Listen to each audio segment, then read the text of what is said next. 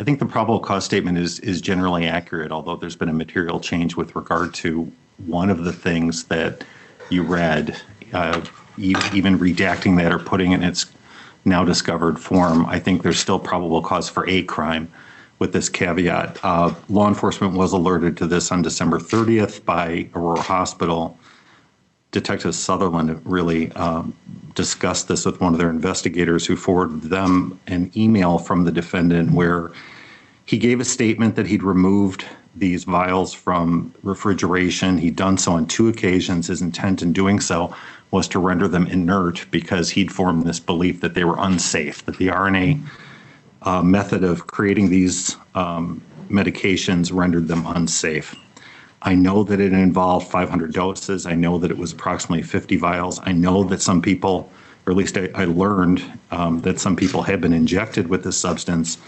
I don't know who, I don't know exactly how many, and I submit that those records would be forthcoming from Aurora Hospital in some form, depending on whether or not we need to get additional court orders for that.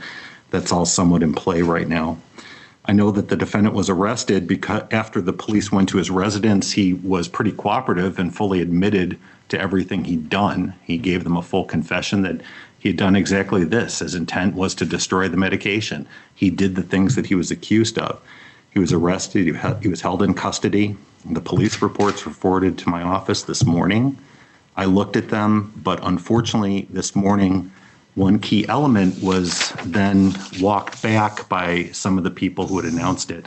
The initial reports we'd received from Aurora was that the medication was rendered ineffective. The initial report from the investigator was that when they discovered it had been left out, they destroyed the vials.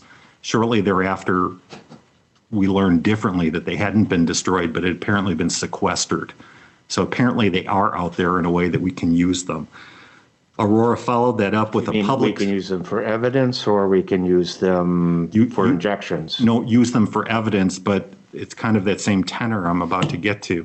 Okay. That statement was then followed up by some public interviews that officials from Aurora gave that the medications had been destroyed or significantly diminished, that their efficacy had been reduced.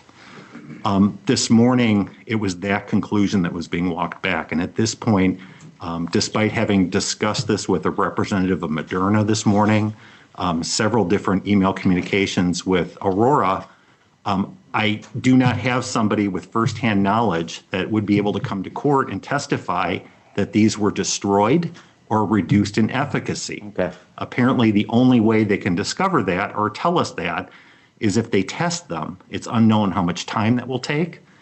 Fortunately, we have them such that some of them or all of them can be returned to Moderna for that testing.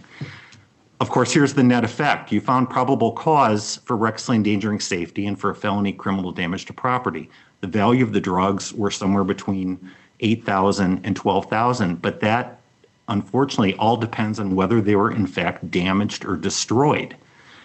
If they were not, despite the defendant's intent, there is no recklessly endangering safety. You do not have a crime known to law as attempted recklessly endangering safety. You possibly have a crime known as attempted criminal damage to property. In Wisconsin, that would be a misdemeanor. And that would seem to apply at some point in time in the future. So there's a few things that need to happen in the future. Right now, we need to get those medications tested. I simply don't know the timeline. Okay. I don't know.